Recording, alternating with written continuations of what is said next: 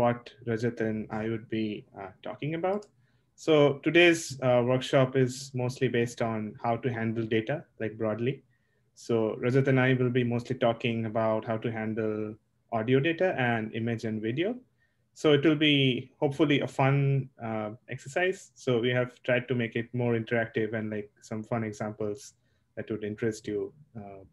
Rajat, do you want to talk anything about the session or any? Yeah, I'd like to urge everyone to switch on their camera, at least during the session, because we'll be asking questions and all any feedback and interaction is will always like help the experience. So Yeah. that's about it. And feel free to ask questions. If not by interrupting, maybe you can also add it in the chat, but feel free to interrupt as well. Yeah, so the first session will be mostly on image and video, and then we will have like a 10-minute break where you can like ask any questions or anything you just like have any doubts regarding the first session. And then after Rajat covers audio, there will be another 10 minutes break where we can go over any doubts you have or any questions you have regarding the session or anything that we cover. So, okay, I'll start. Let me share my screen. Kathy, can you? Yeah. Yeah, Let me do it right now.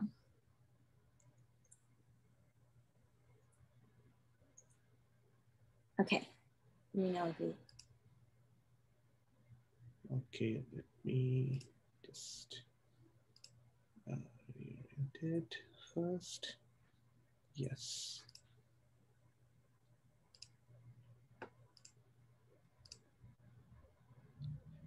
Okay, so yeah, just as I was mentioning, there are like two halves to the today's workshop session. So the first half, I will be covering mostly on image and video processing, and then Rajat will dive into audio. And if time permits, we'll go into text, like just gloss over basic text processing applications and like what are the related terms. Okay, so let me start briefly about what is in general image. So before we go into the details of what images are and why we care about them, just to make sure, so these are the libraries that we'll be using. So most of the entire workshop is hands-on, like based on Python. So we have these libraries that you'll be using, mostly OpenCV and Matplotlib. So OpenCV is a handy tool you will see for image and video processing. And Matplotlib is very useful for plotting, visualizing these images. Okay, so let's go into what image is actually. So look at this picture of Yosemite, like the falls. So this is essentially a picture taken by some photographer. And so when you look at this picture, what do you see? You see colors and all different other elements, right? But when you go closer and you go little deep, you'll see this picture is actually made up of small rectangular blocks. So these rectangular blocks are something called pixels. So the entire image is, you can say, a collection of different pixels. So each point in the image is called a pixel broadly. Now, when we look into a pixel, we usually associate coordinates with them, like how we can go to each and every pixel and access it. So usually the convention that's followed for images, when you go down in the y-axis, the values increase. And also when you go horizontally in the x-axis, the values increase. So it's little opposite. Like normally x and y, you have your values increasing upwards, but here when you go down, the value increases downwards. Now, so this is what is like the composition of an image is different pixels and how you access it. The next thing that is really important for image are different formats. So you might have used images of these formats, especially JPEG and PNG. So JPEG is usually the most popular image format that's usually used because of the low size that usually takes. Mostly when people do this processing of pictures, they do it in RAW. So RAW is something which is captured by the camera, and that is usually stored as JPEG to save storage. So there are two interesting links which I've shared. Feel free to go through these links. So they have a lot of good insights about what format to use for different applications. Now, I mentioned about pixels and different formats, but the question comes is what actually a pixel contains. So as we saw in that picture, it's a colored picture. So ideally, each pixel should have some sense of color. So broadly, what we have is different color spaces. So what do you mean by color space? So each pixel has some combination of this red, green, and blue color. And that is what we can call as RGB color model. So when we usually come across images, we usually term it as RGB image. So what does RGB mean? Here, each pixel is like a combination of red, green, and blue color. So you can generate any colors through the combination of this. So this is one of the most commonly used color models for storing images or for accessing pixel values. There are other models, like for example, CMYK. Instead of red, green, and blue, it uses cyan, magenta, and yellow. But here, the colors are usually obtained by subtracting one from other, like values from other. I'll not go into details of CMYK model now, but just to briefly mention, we'll be using this later. HSV is what our human eyes perceive. So here, what we have is three different components: hue, saturation, and value. So value is something like related to brightness. So if you increase the value like component, it makes the image much brighter. Saturation is related to the actual amount of grayness, like how gray that image is. And the hue is actually the color value. So it's more like an angle that you can use. So if you go to this interactive color space link, they have a very nice cylindrical tool. So you can just revolve around the outline of the cone here, and you can visualize what are the different colors that are coming up. So now what we talked mostly is about different image formats, what are the different components of pixels. So next thing, we'll be diving directly into handling the images. So what we have is first the libraries. So what I did is just install the libraries here. So since we'll be using Python, so pip install is your very like your best friend for installing these libraries.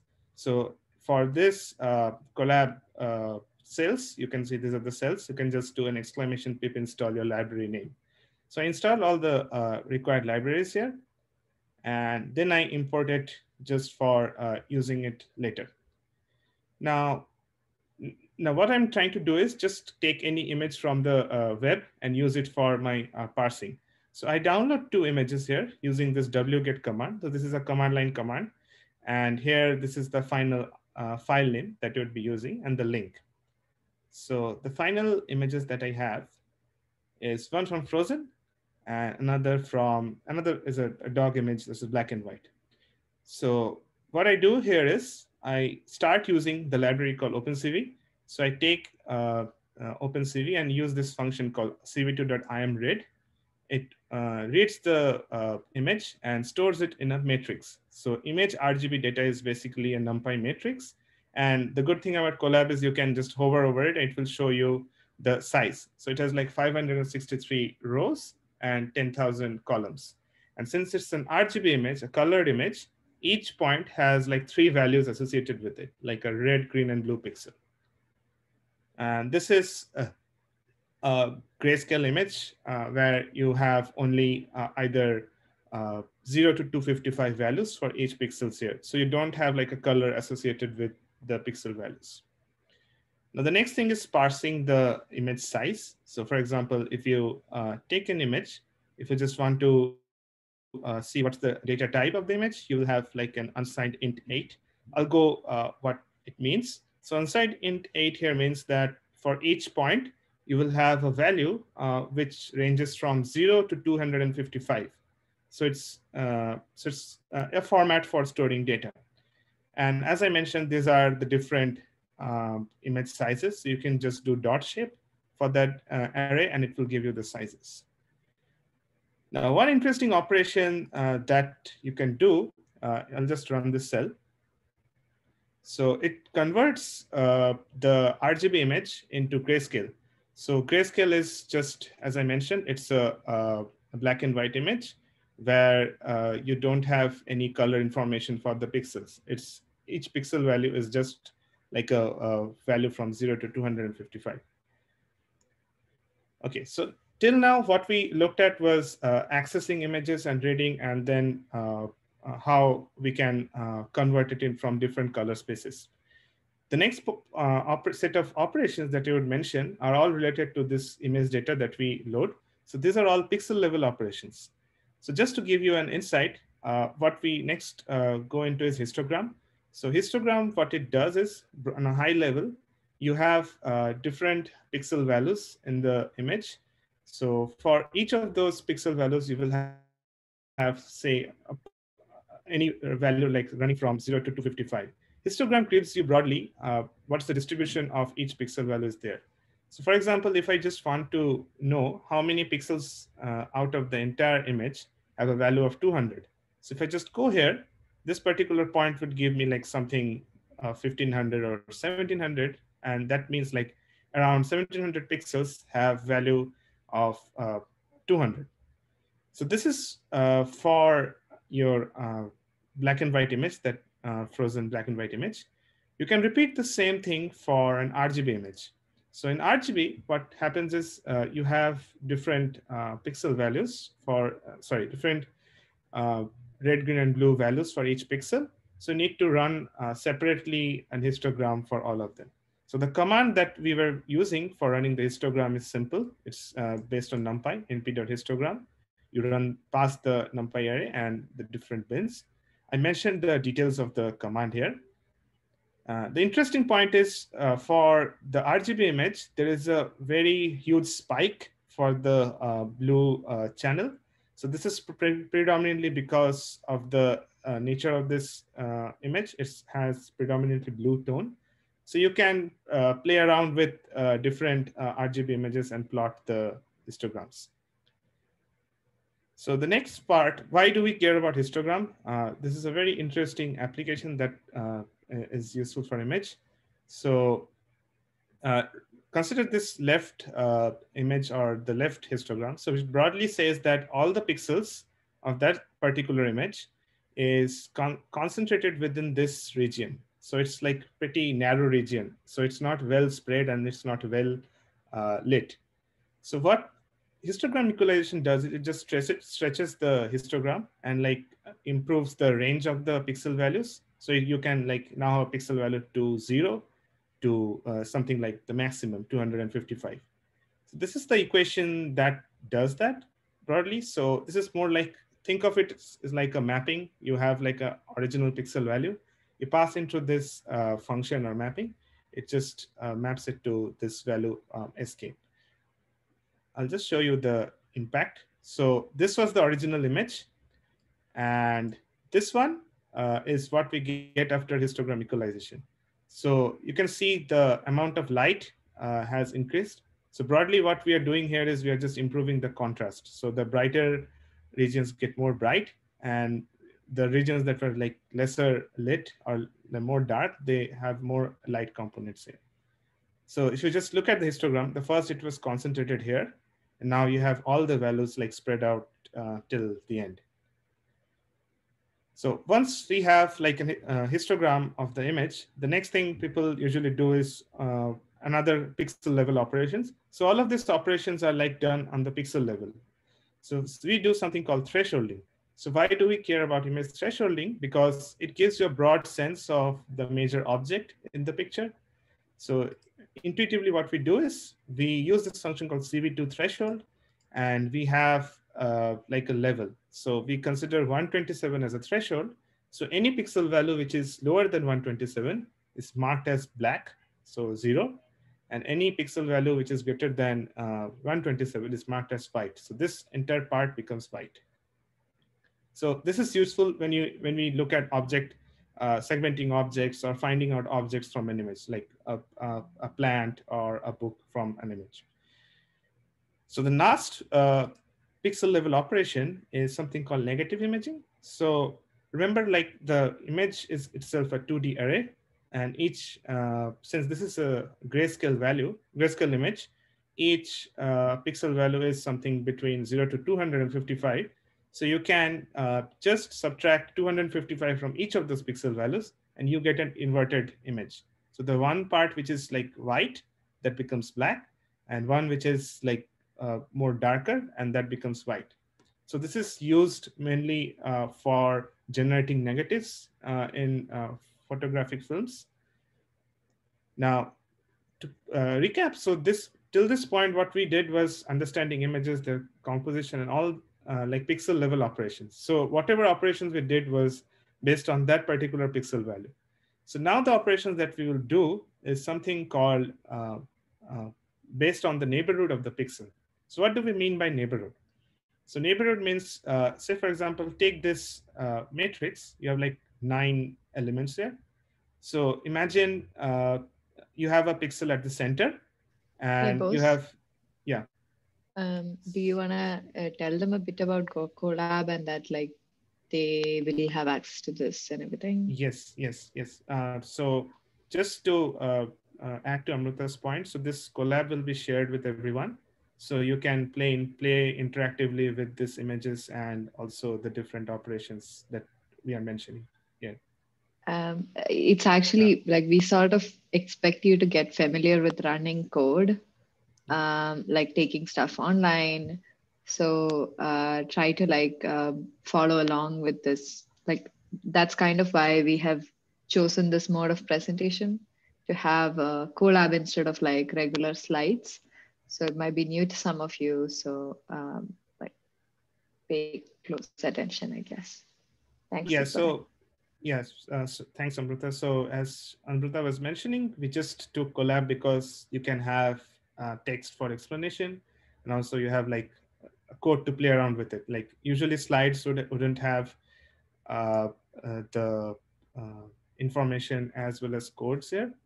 So we'll try to we'll share this code here, and we can you can play around with different components.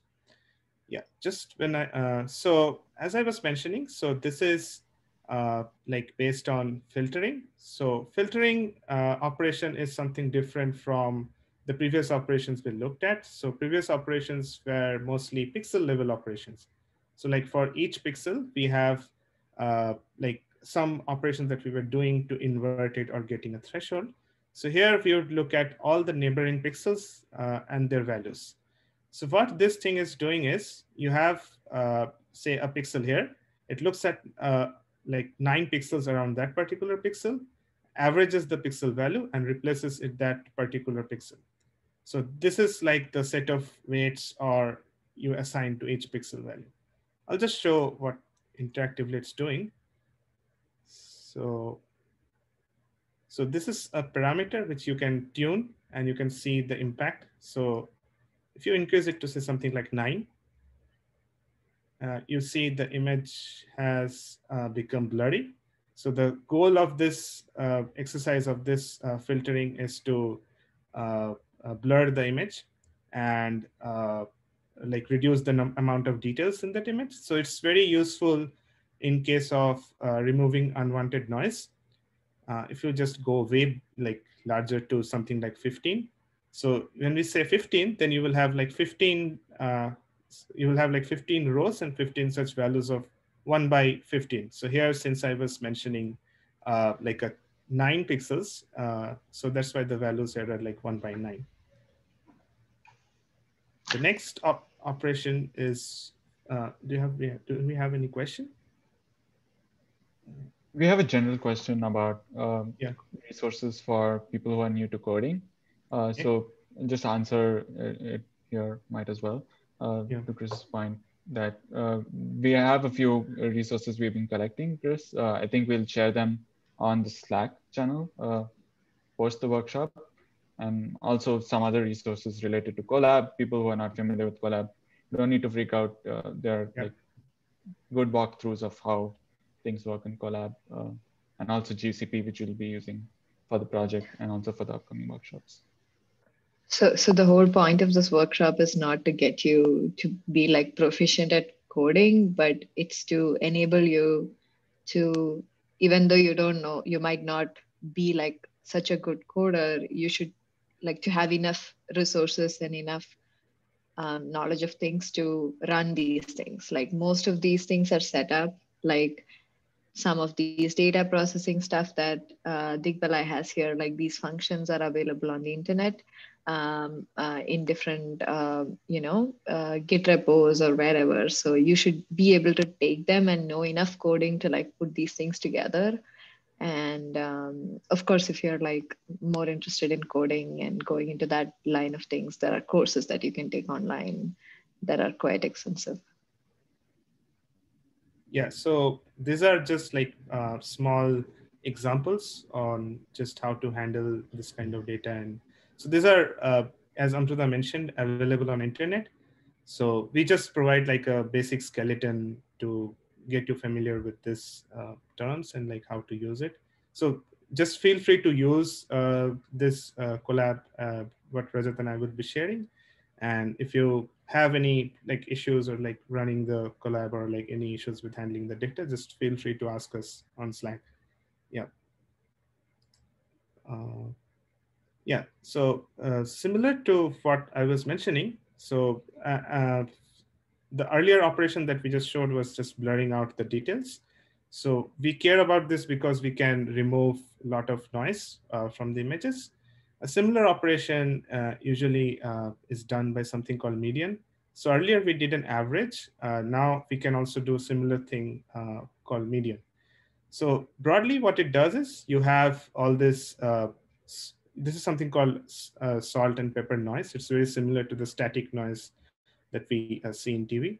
So it removes this, when we just run this operation called cv2.median blur, it removes all the, mostly all the noisy pixels and gives you a cleaner output. So you can play around with the size. So size here is like I mentioned here 5. You can increase it and see how much it's doing. Now, why do we care about all these operations and stuff? Because it helps in getting something called edges. So broadly, edges are very finer elements of image. So edges can help in identifying structures or like shapes or different sizes. Like I'll show you the example here. So this was the original image. So we used something called a Sobel edge detector. This is just the math if anyone is interested, but broadly, this is the output that we are getting. So you can see if we go from left to right, then these are like the points where you have like an edge. So this is like the hand of the character here in the image. And if you go from right from uh, top to bottom, you will see different, you will also have like some edges here. So these are like 2 different directions that we use to plot out the edges. So broadly, edges are just the points where you have transitions, like you have like an outline of an object. So here we just separate it out into 2 different directions. Now, this edge detection uh, algorithm, it's a little sensitive to noise. So what we go for is something called Canny edge detection. So it was developed by Canny in 1986. On a high level, this Canny edge detection, what it does is it removes the noise beforehand and then does an edge detection through a set of steps.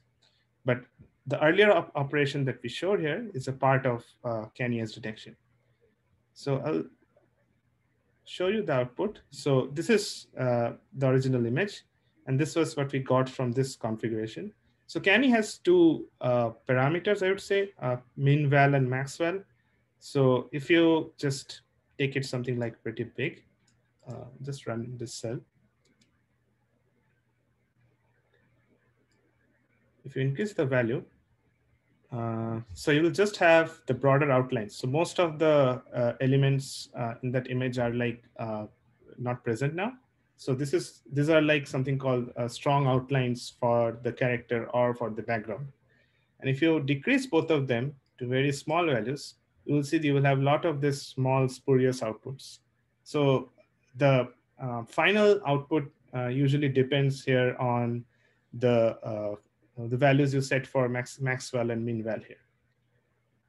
So we now have a basic sense of what are the different image operations that we can do on the pixel level and also based on the neighboring pixel values that we have. Why do we care about this? Because we have something called augmentation. So augmentation, usually when we deal with images, we have a limited set. We would like to increase our set of images in order for different tasks. So we have been listening to all these stories about machine learning models, which are trained on large data sets. So for those machine learning models, you need usually a lot of data, and augmentation is a way to increase the amount of data for training these models. So I'll just go briefly about what are the different augmentations. So one way you can do is you have an original image, you can just translate it. So you can say left. So it moves to a left, and you can increase the amount by some pixels. So this is like an interactive tool. You can just play around with different options and get a sense how a translated image looks like. The next fun part is flipping. So I'll show you an example where we use this later. So if you have like an image like this, and you can select different directions. So like one here means you flip the image like right to left. And if you just use 0, you flip it on top. So this is a very fun example where we will use it later for some demo. Rotation is another technique where you can rotate image by a desired angle.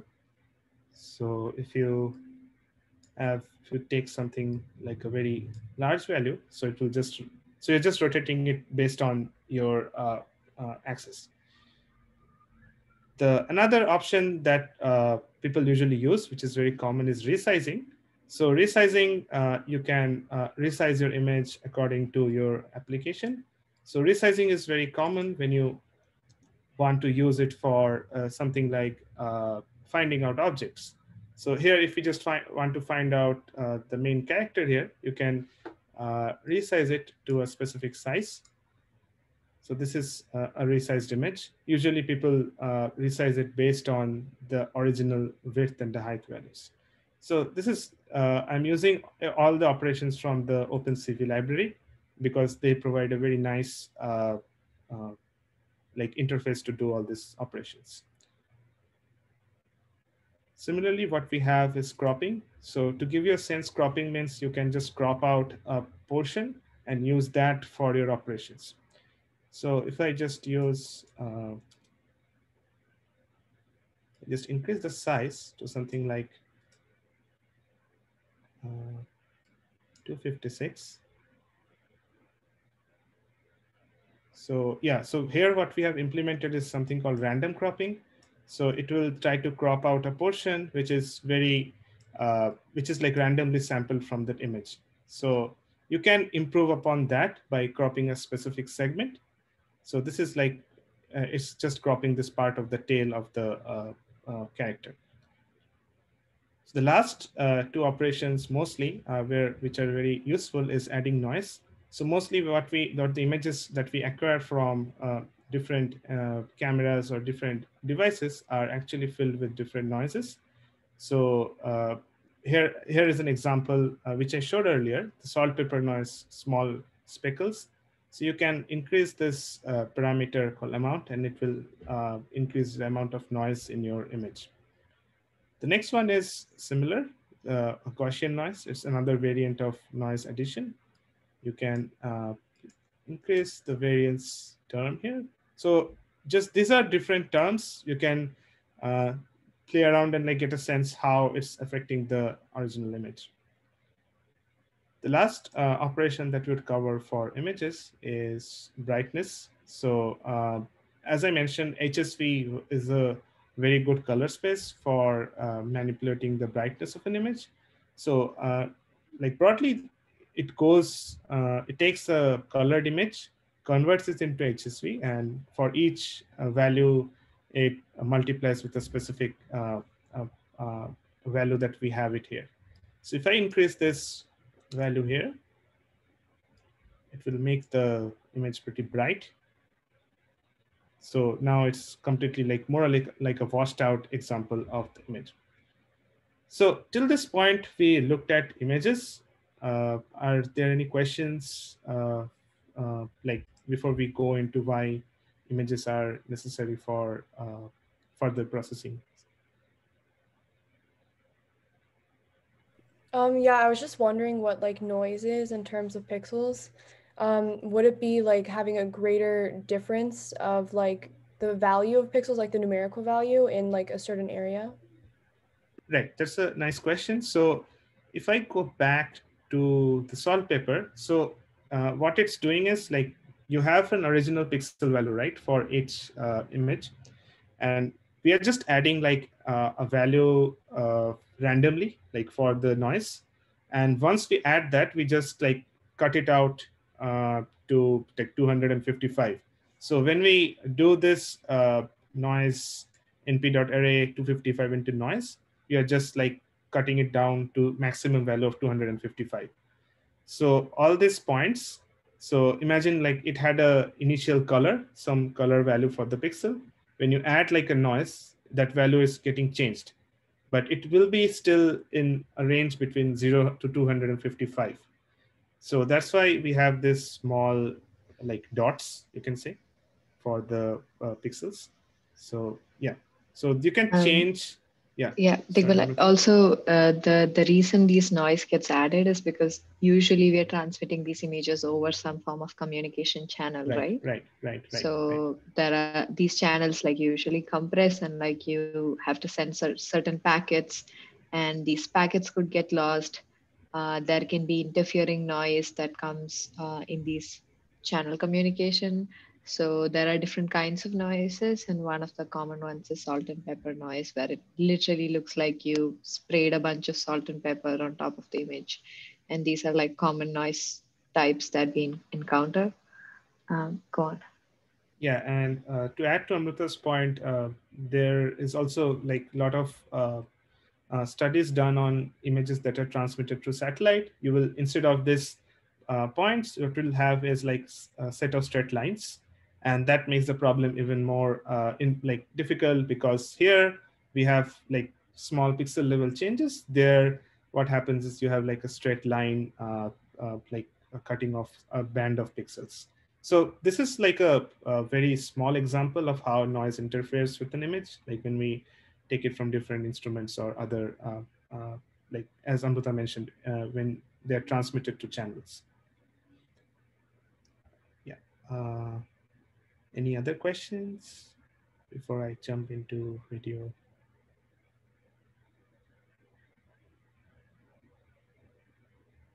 Okay, so yeah, just to give you a like a intuition. So what we till now had was a set of static images. So there was no motion involved.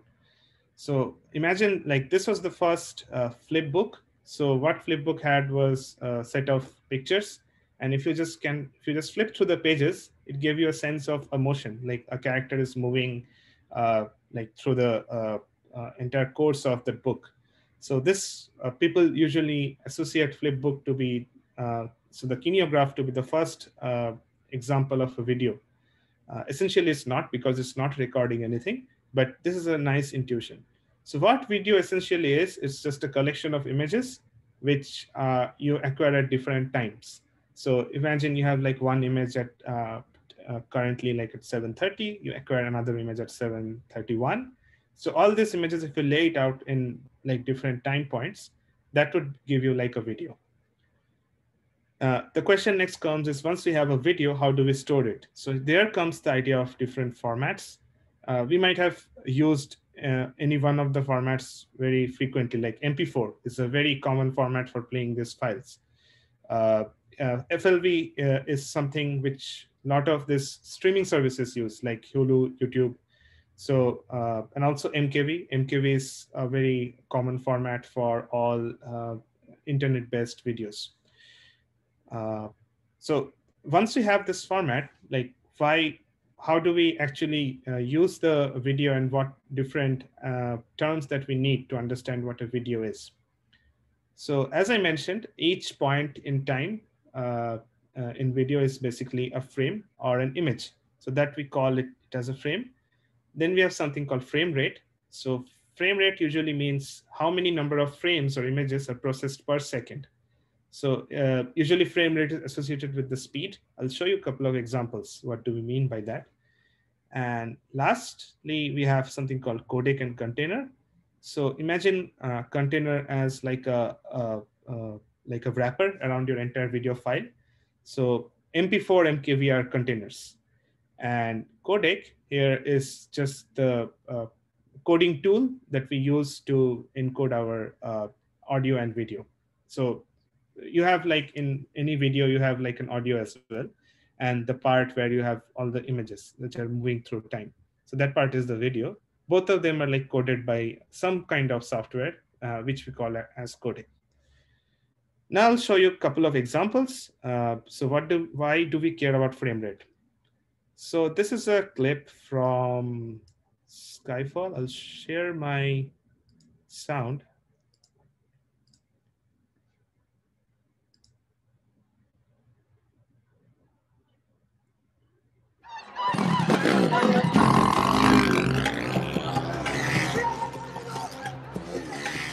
I'll just show like this is a long clip around 2 minutes 44 seconds. I'll just show the first part like 20 seconds. So this one is recorded at something called 24 frames per second. So there's an interesting article. This is why 24 frames per second. So if you read it, it's more like a hack that people have come up with during movie making and filmmaking, and that usually stayed with all these videos. So do read this article. It's a very interesting one. Now, the same video, we play it at twice the normal speed. So we increase the frame rate to something like 48, just we double it. So we'll see the impact that has on this. So it's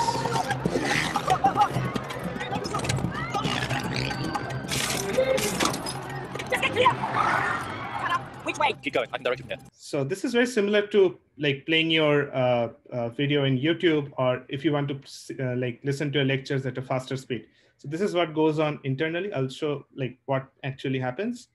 The next one is slowing down the video. We just take the frame rate and divide it in by half. So so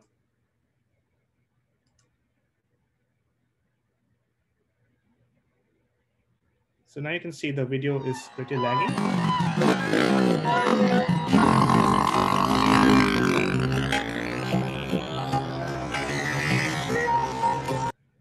Okay, so how can we do these things? So we can do this using our friend called FFmpeg. So this is kind of your best friend when you handle all this audio and video data. So what essentially FFmpeg is a software tool which you can run from your command line. So broadly, you can do all these operations. So this is like a format for using FFmpeg. So you have, this is your input file, and these are the different codec options you can give, and this is your final output. So essentially, you take an input, give a bunch of information that you want to encode in your final format, and this is the final output that you're getting. Now, a couple of examples that we have compiled. So one is, how can we list information about the video that we're interested in? So remember that faster clip of Skyfall? If you just want to get an idea what's the duration, what's the frame rate, and what are the different codecs are there, so you can just run ffprobe. So ffprobe is a command that gives you broadly the duration, your frame rate, and what are the different codecs here. Now, essentially, there is another option that people use FFmpeg for is conversion.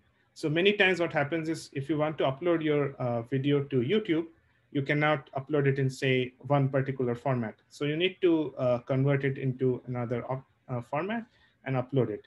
So this is what essentially is doing. It's changing MP4 to MKV and copying all the information that was there in MP4 file to the MKV file.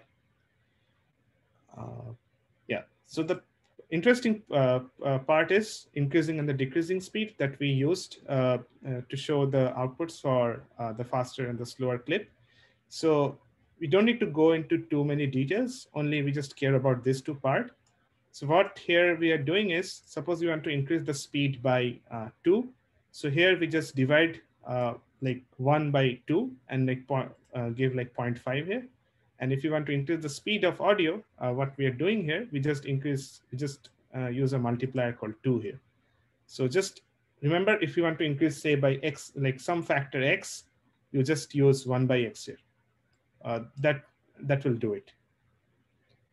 And the last part is clipping. I'll show you like a clipped version of a file. So usually when we process these files, they're pretty large. We tend to clip these files into small segments, and then we use it for our processing. So here I clip it from 22 second onwards, and like for a window of like 10 seconds. So this is like a clipped version that I have. And I'll show you this clipped version for, yeah, any questions till this point for video processing? Any?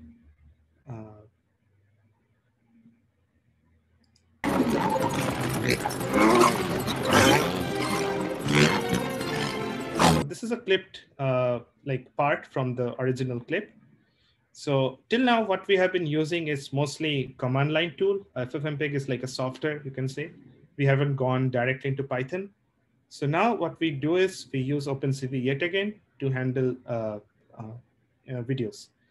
So just to motivate why we need OpenCV. So OpenCV, what it can do is it can extract frames like one by one from the video, and you can do any form of operations on the frame and then write back. So this is broadly the overview that we are using. So we have something called a video capture. So we just capture the file and store it here. And then we have all this information, width, height, and the frame rate. Now, the interesting part, what we're doing is we're just reading each frame by frame for the video and flipping it and converting it into grayscale. So I'll show you the output, what we have. So what we did is, if you look at the previous clip, I'll just go back to the previous clip. So this was a colored version. And so the action taking place is on the right side. Now, using OpenCV, we flip it and convert it into grayscale. And we have the action taking place, everything on the left side. So you have your like a black and white version of Skyfall, and you have like the entire frame that is flipped. So that is done using the flip operation that we earlier saw, the augmentation. So this is the flip operation that's going on, and this is the color transformation that we're doing from like the color image to grayscale. Yeah, so just a caveat, like when we use this files, often it will happen that in Colab, we might not be able to run it. So we just do like a conversion of our codec. So we just re-encode the file using this command. Usually this command works. And then we have this file that we are using it to display the output.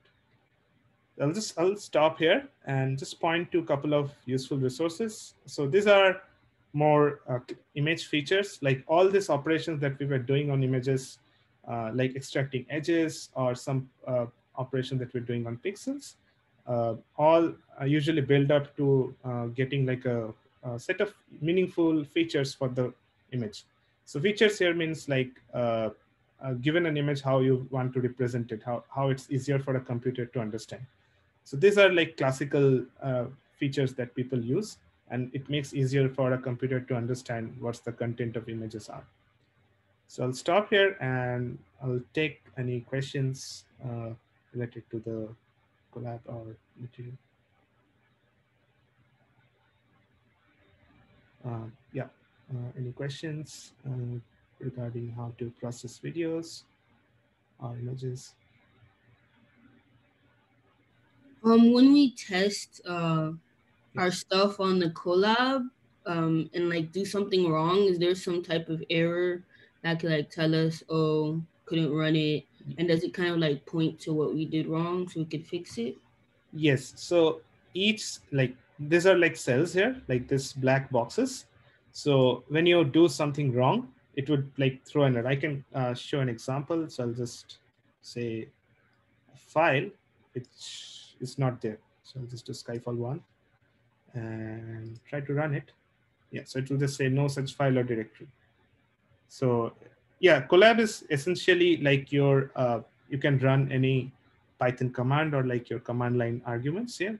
And if there is an error, it will directly show up here. Like for example, it showed here. Yeah, any other questions? So we will take questions like for 5-10 minutes for images and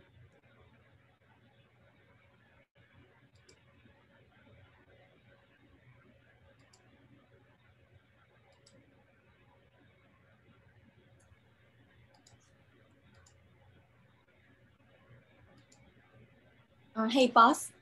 yeah. I was just gonna add like so for you guys to know that all these sessions are recorded. So when you try to play with the material, you can always just refer to back to the recording, and I will share the link where all our session recorded, like the recording of our session is through Slack. Yeah. Yeah, thanks, Kathy. So all these sessions are recorded. So if you just want to go over any particular part which you just want to run this, say a cell, just for any operation, you can just refer back to the recording, and you can just, if you have any still more doubts, you can just reach out to us. We're happy to address any issues. So any other questions? Or you can go to the next session. So both. Yeah, go on. sure. Yeah, Amrita, yeah, we just shared a survey on the yeah. chat and also on Slack. It's just a survey to know like how familiar you guys are with coding and like the different tools. We would really appreciate it if you can like just fill it up. It's just 4 or 5 questions, and you don't need to worry about this. Like we'll be providing plenty of resources in, like, if you don't understand some of the questions or some of the languages that we've mentioned there, that's totally fine. This is just so like we are also like designing, like we've put you in groups and like we're gonna do a project and everything. So this is just so we have like a better awareness of like how to structure the content that that we have for the future workshops. So maybe you guys can take like a 5-minute break and like fill that survey up, and we can resume with Rajat, who will talk about like audio processing. Yeah, thanks, Amrita. So, thanks, Amrita. Yeah, I think sounds good. We can take a break till 8 p.m. Yeah. Feel free to think and ask about questions also related to either what the material that I covered or any general questions that you may have. Also, if you guys have general feedback, like on like, yeah. Are we going too fast? Are we going too slow? Like, I mean, we would really like to hear from you. Like we are like grad students. We're doing this for the first time too. So like we welcome your feedback. Like, are there any parts that you thought was, rushed over? Would you like, we'll be able to provide you more resources or whatever during, like after the workshop as well. Like we can provide you with material that you can go look at, and like you'll soon be assigned to a mentor, and you'll be able to ask them specific questions and all that. So please feel free to like engage and speak up if you have to. We want to make sure we are aware of like how this is for you.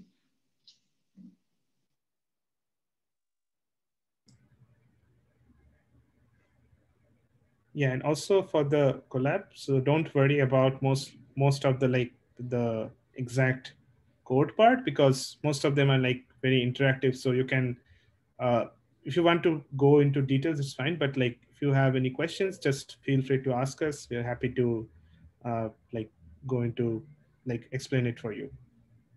Yeah, yeah, there's a question from Hannah. Yeah, sure. Yeah, I have a question just about the Yes. survey. Yeah. When it says how often do you use command line interface, that's like anywhere you like go to write code and compile it and like test what you've written, right? It's mostly like if you've used terminal, like if you have a Mac, you might have like a terminal program where Okay. you're writing in something called bash. So it's Okay. like there are a couple of programming languages, so it's just to know whether you're familiar with bash. Like, I mean, it's a useful skill to have, so we were thinking of giving you like a tutorial for that, but we also wanted to know how many of you like have heard about it, or it's totally fine to just say not sure. Okay, perfect. Thank you.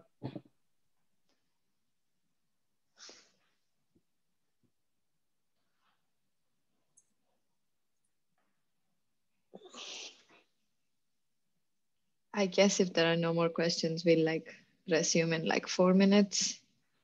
Feel free to take like a water break or a snack break.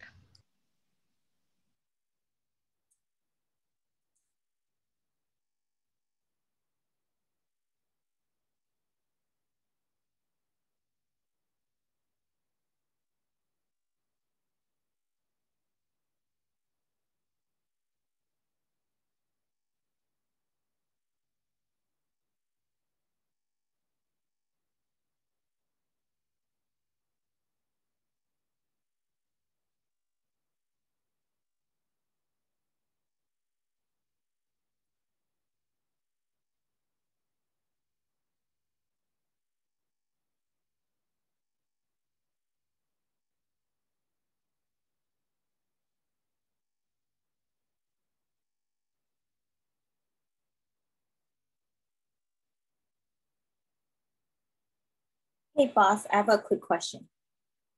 Yes, sure. So understanding the coding of this, is it to write code in the future to detect what the like what we want to spot in the media, or like, oh, okay. Yes. So these are more like building blocks. So for example, say the Skyfall clip that I showed. If you just want to say spot whether Daniel Craig is driving a bike, or where Daniel Craig is, like for example in the clip.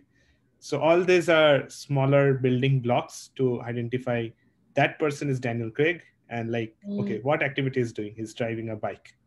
I see. So these are like smaller blocks. There are other ways to also like build upon that, but like more advanced techniques or more other techniques, they build upon all these operations that I tried to show, all these small image level operations. Yeah. So I mean, like the example for the Elsa one, it makes. I mean, for someone who has no computer science background, coding background, it makes sense that you the color and everything in there, you are able to dissect it with coding. But on a film where like it's an actual person, an actual place, like there's no coding. Like like for animation, there's already certain coding in it that you can detect. But for actual film, like how is this gonna help identify, or how is this gonna work in that aspect of identifying it? Yeah, that's a nice question, because if I just draw parallels between the Elsa image and the film clip that I showed, so the Elsa image had like a predominantly blue background that helped like in understanding, okay, this is say like an icy background, and that you can see like if you take just the color, like dominant color in that picture. Oh, okay, cool. Yes. So now in that clip that which I showed, you can see it's mostly yellowish. So it's like an afternoon, there's a lot of dust in the clip, like the location where it's being shot. So that is more like if you just do a same thing for what we did for like Elsa's image, you can see there is a predominant yellow color. So that would give you an understanding, okay, this is say the overall color tone of the film. Mm-hmm. And people usually use that during filmmaking, like when you say all this black and white, noir, all these different kinds. So those are associated with color tones. So to answer your question, yes, same thing we can do for the movie clips as well. So, I mean, it's already 8. I don't want to if you guys need to continue with the program. Yeah, Rajat, do you want to? Yeah, sounds good. Yeah, sure. Try and share my screen.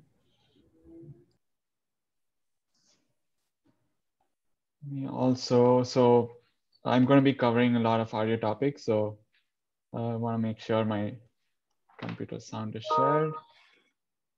And please let me know if you don't hear something when I start sharing audio. So hi everyone, I'm Rajat. I'm going to be covering broadly a few topics in audio and speech. There are a lot of topics to cover, right from fundamentals to like very involved topics, but I'm just going to be touching on some things I think which are interesting, interactive, and I can show some examples which can help you guys understand some of these concepts more easily. So essentially, audio is an analog signal. It represents sound pressure levels. So our ears inherently are sensitive to these sound pressure levels, and hence which causes the hearing ability in humans, right? So when we do this externally, we use devices such as microphones, which detect these in an analog fashion and then convert them to digital format. So if you want to learn more about how the different types of microphones and their applications, there are links provided here. But here, our topic of discussion will be mainly on digital audio. So digitally, audio can be stored in a variety of formats. It can be either compressed or uncompressed, similar to images and videos. So uncompressed formats typically retain high fidelity audio, but they can also take a large amount of space. So for example, 10 MB per minute. So you can imagine how this scales over hours of data, right?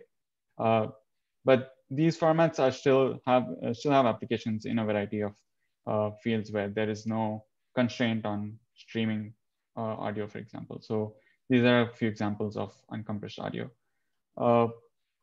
Similarly, there are a bunch of techniques which exploit perceptual coding. By perceptual coding, I mean there are regions in audio where our sensitivity to changes in sound may not be as much. So we can choose to exploitatively kind of compress those regions. So you can read more about MP3 compression here and also look up MP3 compression. It's super interesting. So these techniques can kind of help compress audio up to 10x while retaining a lot of quality. So I already have a question here for you guys. So I'm sure a lot of you guys use streaming services to stream audio, such as Spotify, iTunes. Can anyone tell me like what audio formats they use? Is it uncompressed or compressed? And do you know which specific formats they use? Or any such streaming service? Any guesses? Nope. Let's call on like a random person. Sure. Do you want to take that role, Amrita? Thanks. Yeah. Azreen? Can you repeat the question? Do you use a streaming service? Yes, I do. You listen to music online. Yeah, that's I mean, great. I guess now everyone listens to music online, right? I Google searched it, but Spotify uses Cool. OGG. Is that? Yeah. You're not supposed to Google search. That's cheating. I mean, problem solving skill. That's how I did it too. So do you guys know of any format? Like, I think Hannah has. I'm sure like people are aware response. of MP3, right? Hannah has a response. Yeah, like Neha and Hannah say it's compressed. Yeah. Yeah, that's right. Yeah, I'm sorry, that's exactly I'm unable right. to access chat, so I'll do that. Just help me out. Cool, Yeah, thanks. I'll help you out. Yeah. Yeah, so I forgot who answered it, but that's right. Neha and Spotify. Hannah. Okay. So Spotify uses OGG and iTunes uses ASC. I'm not familiar with the other ones, but the short answer is all of these services use compressed formats because they have to stream it over internet, and typically uncompressed formats are infeasible for such streaming. So now I'll briefly talk about some key terms in audio and audio signal processing that you need to be aware of, especially when it comes to digital audio and sampling. So codecs is the audio format which I was referring to. So compression techniques used to stream audio. Sampling rate is essentially the number of samples in the digital audio. So as I said, you have a digital signal, as you can see in this image, right? An analog audio, sorry, which you kind of sample both in time and as well as in amplitude. And this is the resultant signal you get, a digital signal that you get. So think of this grid on the x-axis as the sampling rate. So the number of samples essentially in a second forms your sampling rate. So if you're not familiar with Nyquist sampling theorem, I urge you guys to look at this and other resources. It's a key theorem that states that for any signal, including non-audio signals, the sampling rate must be at least twice as much as the highest frequency component in the signal. So to put this in perspective, the human audible range ranges from 20 hertz to 20 kilohertz. So essentially, if you want to sample audio such that all sounds that you can hear are encoded in that signal, you would have to use a sampling rate of at least twice 20 kilohertz. So that's why you see standard sampling rates are typically 44 to 48 kilohertz range. Channels are just independent streams of audio. So for example, stereo, right? We are all listening to through headsets. So we need two channels of information. Often these are usually mixed channels. So you hear the same stream, but sometimes it could be different as well. So that's an example. Surround sound is a good example for multi-channel audio. So think of a home theater, for instance, right? You have channels in the front, channels in the back, and one in the center. I can actually show an example. So this is a standard setup for 5.1 surround sound. You see the front left speaker, front center, front right, back left, and back right. Also a separate LFE, low frequency FX speaker. So that's a reading exercise for you guys if you're not aware. What is it and why is it needed? Moving on, bit depth essentially is sampling rate, but in amplitude, you can think of it. So it's essentially the number of bits you need to encode the amplitude of the audio signal. So this leads to quantization error, which is, again, you can look at references for more details. Finally, bitrate is a measure of audio quality. So it combines a lot of these terms that I talked about: channels, bitrate, and sampling rate. And essentially what you get is a sense of a measure of the quality of the audio signal. So here you can see when you go from left to right, both the sampling rate and the bit depth increase, which improve the approximation of the digital signal to the audio signal, right? So hence getting better quality. So some common bit rates, CDs, for example, I don't know how many of you even have even seen a CD, but this typically has uncompressed audio. So it has a very high bit rate of 1440, whereas MP3 is up to 10 times less. Right. So now we'll look at some tools. FFmpeg, Digbala has done a good job of introducing this. It's a command line software used to process both video and audio. As you know, most of the content, audio content we consume is mixed with video, right? TV shows, movies, YouTube, you name it. Unless you're listening to an audiobook, it's usually in some sort of MP4 or MKV format. So the first thing we need to do is extract the stream of audio from a given video format. So this command ffprobe, as Digbala mentioned, is used to list details. So you can see this is the output of the ffprobe command. I've used some bash magic here to just extract stream of audio. If you're not familiar with this, don't freak out. We'll share resources where you can see a lot of these examples. So I just want to add something. So some of these commands that start with like exclamation point in Colab, those are like bash based commands, right? Or are you using magic? Yeah, that's true. Mm-hmm. Mm, No, okay. yeah, so that's right. So any command that starts with exclamation is command line bash. Otherwise, it's Python. So that's how Colab works. Again, we'll share some resources with you guys after the workshop, introducing you into Colab. So yeah, so now that you're familiar with these terms, you should be able to read this pretty well, right? So AAC is a type of audio format which is encoded in this. It's sampled at 48 kilohertz. It has 5.1 surround sound channel. Don't worry about this. And this is the bitrate.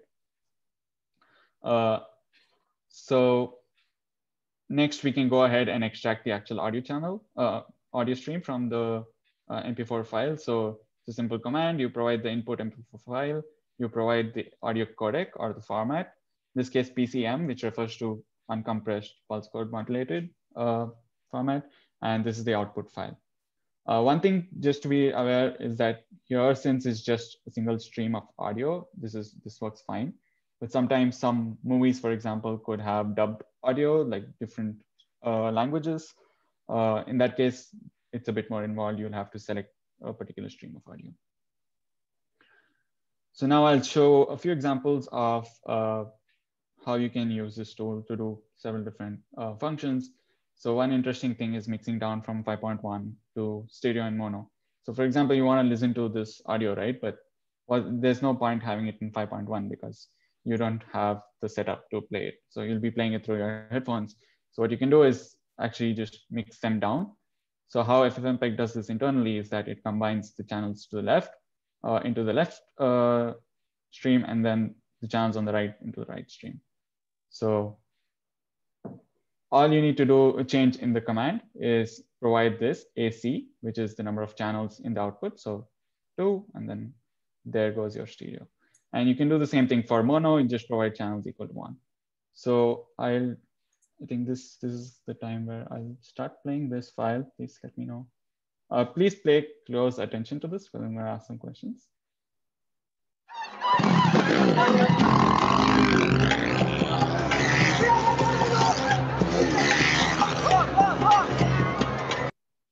Could you hear that? Yep. Cool. Okay, that doesn't affect anything. And now I'm going to play the mono.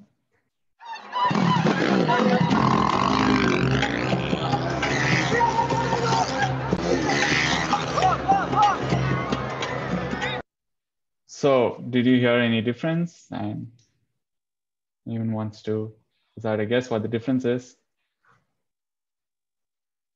You can play it again. Yeah, I think you should play it again. Sure.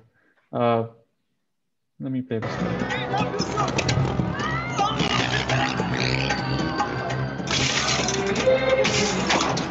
Oh, I think it's better in the first 10 seconds. Sorry.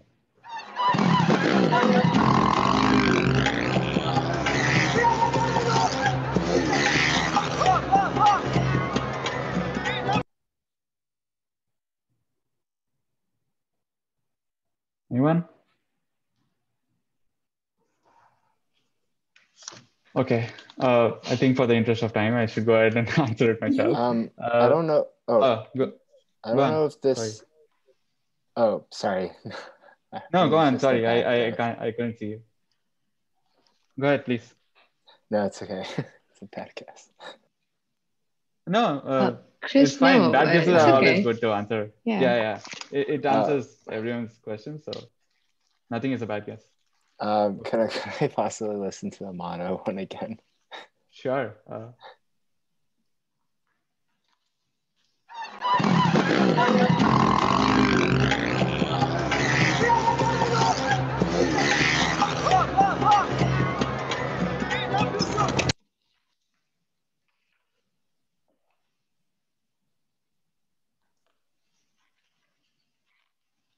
Hello?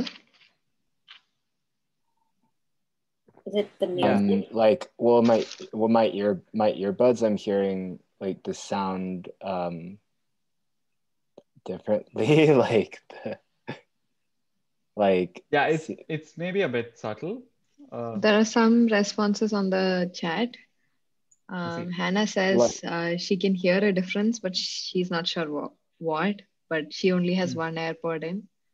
Like the And stereo Ah, seems like okay. it pans like from left to right, a little more. And yeah, and Caro says mono sounds a bit subdued, and Aim says it doesn't sound as crisp as in the mono clip, which I is see.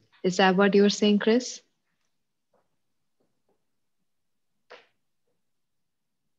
I don't know, maybe it was just my earbuds. For stereo, it sounded like it wasn't even in my earbuds. I see. Okay, that's it. I think. You couldn't hear anything, or anyway, you feel free to run this and like listen to it multiple times later on. We'll share this with you. But essentially, here stereo is because this is downmix from 5.1. There's different information encoded in these 5 channels. So you should be able to hear different things in both of your ears. If you can't make the distinction, you should be able to tell at least. And once you know this fact and listen to these again later on, you'll notice that in the mono channel, both of these are averaged out. So you actually listen to a single audio channel. So for example, in the stereo, if the bike was going from left to right, you can actually make out that like the amplitude shifts from your left ear to your right ear. Whereas in mono, since it's average, it seems like it's just going away from you. I'm so sorry. I accidentally dropped from the call before I could answer. Oh, because my bandwidth. Go on. I was gonna say, yeah, like with the stereo, I was hearing like kind of a pan from my earbuds, but I didn't know if it was my earbuds or the clip. No, it was the clip. If you heard a pan, that's the intended effect. But yeah, I think I'll move on in the interest of time. So you can do a bunch of such operations, trimming the audio file. For example, here I've trimmed close to 3-second audio clip. Which way? Keep going. I can direct you from here. So you just specify the start time and then the end time of the clip that you want to extract, and there you go. Briefly, I want to introduce SOCS. So SOCS is similar to FFmpeg, but only for audio. It's another command line software which can be used for a bunch of these operations. There are some good tutorial and blog posts about general commands and also some very interesting things you can do with SOCS. So I've commented them, but feel free to run these later on. You can replicate the kind of operations we did with FFmpeg just with SOCS. Also, I feel personally some of these commands are a lot more intuitive and readable. So if you're going to be dealing with audio a lot, this will be your best friend, trust me. So that's about it with FFmpeg and tools for now. So we're going to take a step back and think a bit about how humans produce speech and sound. So let me play this clip.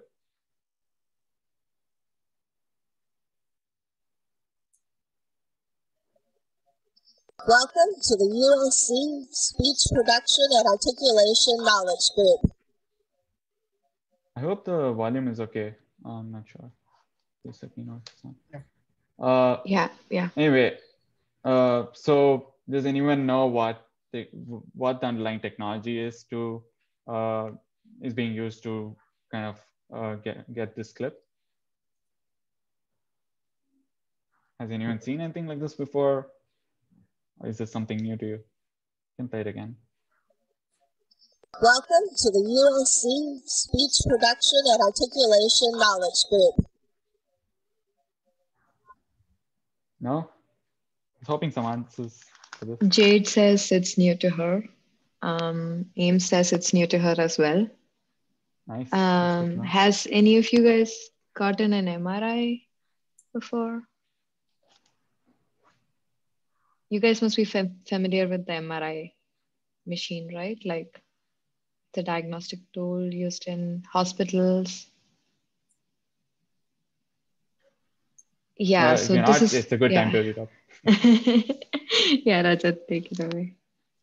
Yeah, so this is a version of MRI called RT-MRI, where the focus is on tracking this Welcome to the through time. USC Speech And Production and essentially, you are Articulation. put in an MRI scanner and asked to speak out some words. And, If I may so interject, so MRI sure. machine actually images your internal organs. It scans like, so there's like a huge MRI machine that like you usually have to lie down and you have to like get an appointment for. So a lot of cancers, a lot of like these really scary diseases are diagnosed after like getting an MRI. So this is a real-time MRI machine. So MRIs usually take like static scans. So this was like developed in order to understand speech production better. A video, like we wanted to capture videos of MRIs. So it was one of the technologies that USC in collaboration with a bunch of other, like the linguistic department, our lab, SAIL, and Krishna Naik, like EE department came up with like a entire system. Go on, Rajat. Yeah, I'll get back to that in a while. But if you want to learn more about speech production, there's a good talk by Professor Sri. It's a few years back, but it's still very relevant and has a lot of relevant research prospects as well. So as you could have seen, I mean, might as well play it again. As you can see in this Welcome clip. to the USC Speech Production and Articulation Knowledge Group. Yeah, so speech production obviously is a very complex physiological process, involves a lot of articulators working in conjunction to produce sounds. So the question arises, can we model this kind of complex process in a computational manner? And one of a more simplistic yet very effective tools that has been proposed in the past is, or model that has been proposed is the source filter model. So as the name suggests, it requires a source and a filter. So the source is responsible for creating the input acoustic energy. So essentially, this is generated in the larynx, or it could also be generated by random noise.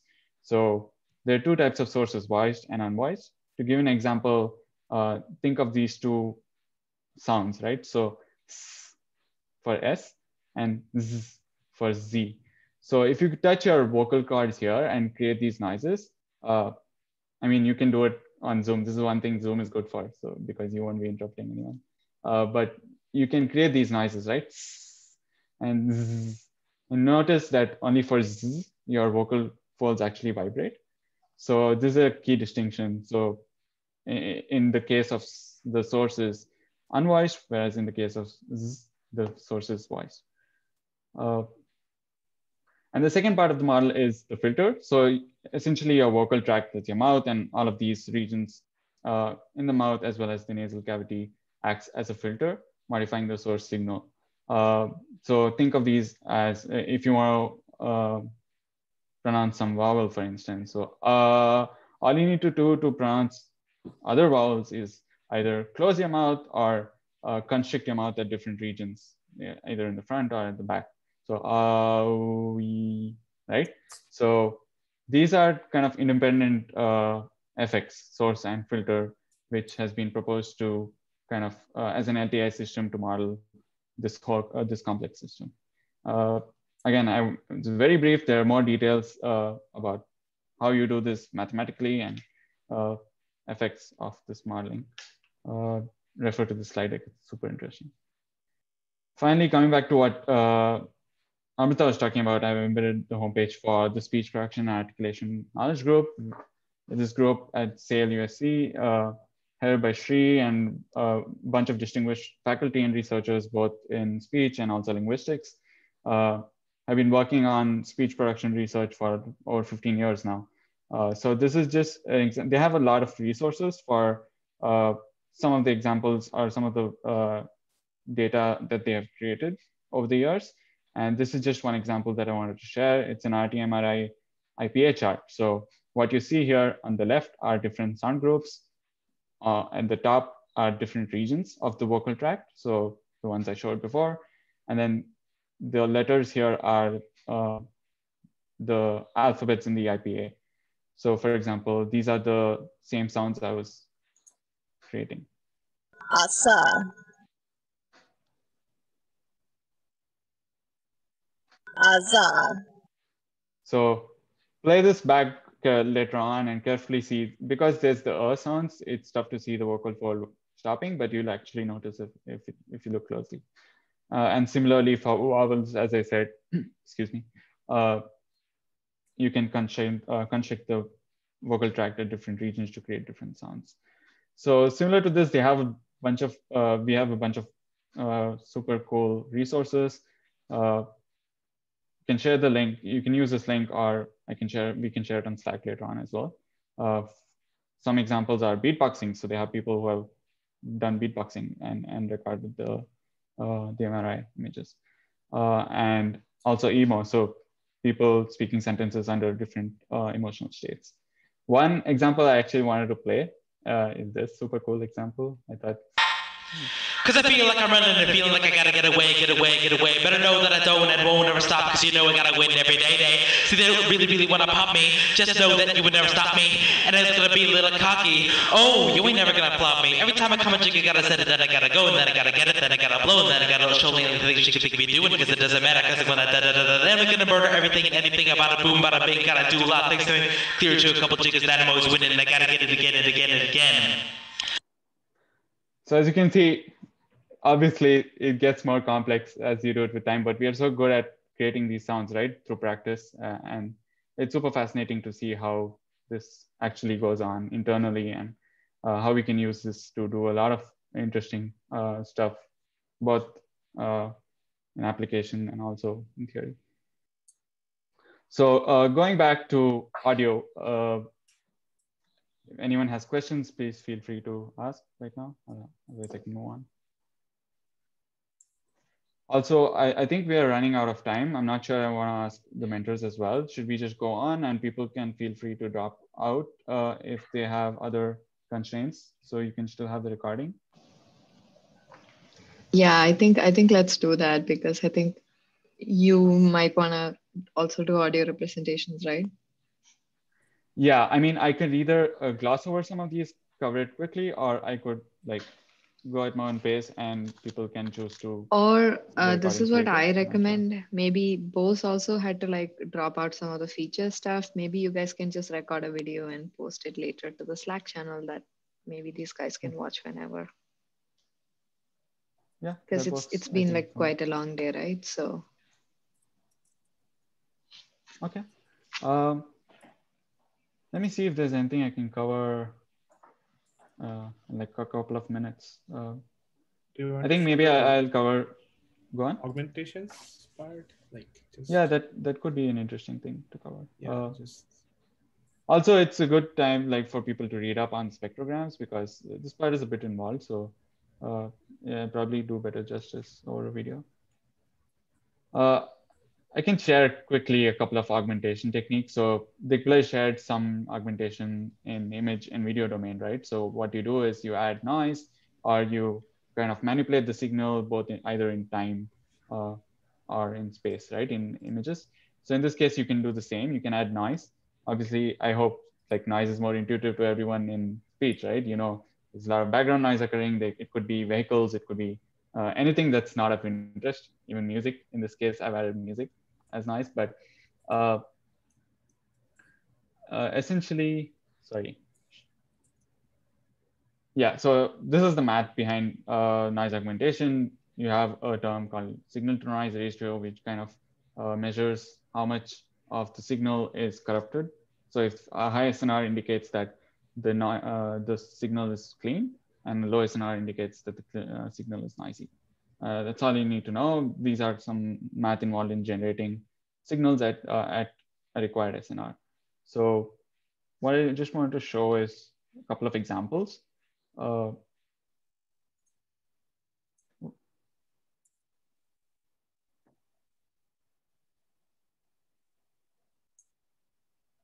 So let's show both extremes. So for example, SNR 25, you can see the spectrogram looks pretty clean. Which way? Keep going. I can direct you from here. Right? And if you go to the other extreme here, it's supposed to be noisy. So I've corrupted the signal with. Which way? Keep going. I can direct you from here. Can you guess what that noise is? So it's one of the instruments that I introduced early on, but it's a double bass that I've introduced here to corrupt the signal. So essentially, you can do a lot of this cool stuff. Imagine doing this with two speed signals, right? You want to you have two people speaking, you want to overlap them, and you want someone's voice to be louder than the other. You can do that. You can do a lot of cool stuff with this. And this is also very important for your upcoming workshops where you use a lot of data augmentation to train neural network models. Again, this, I think, in the interest of time, I'll probably skip, but not sure. I can show a couple of them. So essentially what you can do is you can stretch the signal in time, or you can stretch the signal or shrink the signal in frequency. So this is a fast version of the signal. Right? You can do the same thing for a slow version. I think what's more interesting is the frequency scaling. So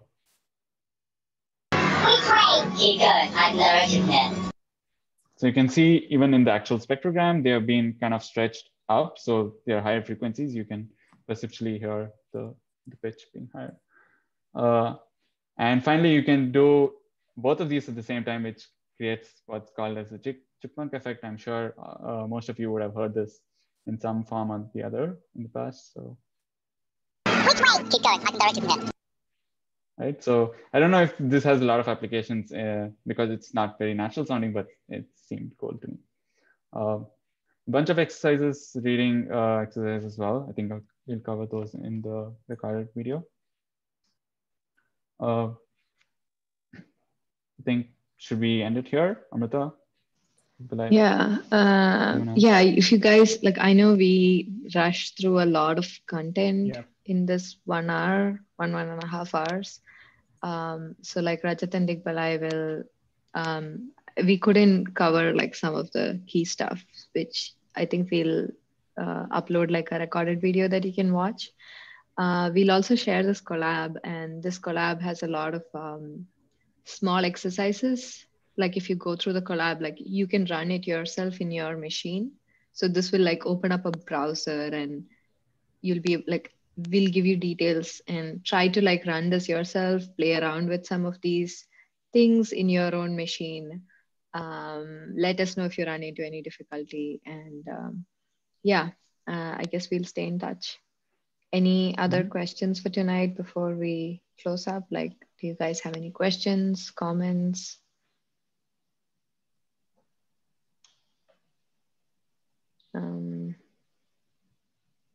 Going once, going twice. Are we going to be doing some sort of like teams and projects, I think was mentioned at the beginning? Yes. So we'll also get back to you about that. Like we will be assigning you into groups, and you'll have a mentor, and you will also have like a project statement, and you'll be working towards like you'll be using some of these tools to like work on this project, and we'll provide more information in the next couple of days. Okay, thank you. Yeah.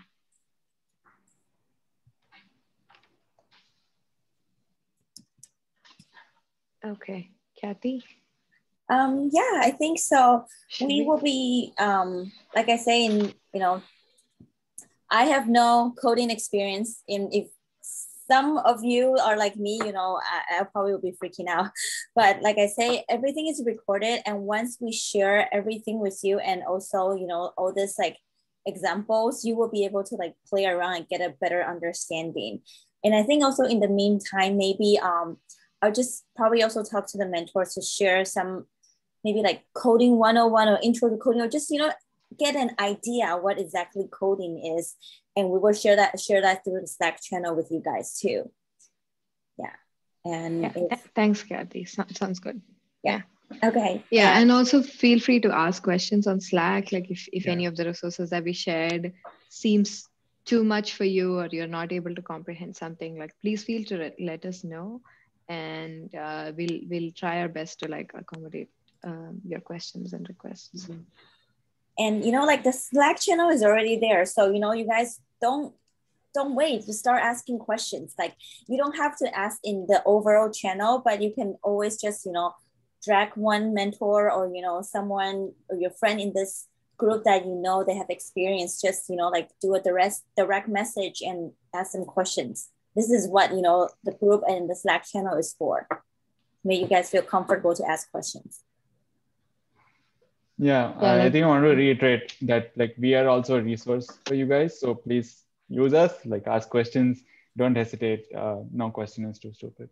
Like I also understand, like, I mean, until this workshop, I think you didn't really have a lot of material to ask questions on, because like we purposefully did not want to overload you with too many things. So we are like gradually sharing information about projects, like setting up like some of these workshops. So but feel free, like no questions like small. So feel free to like Rajat said, ping us. Yeah. All right, do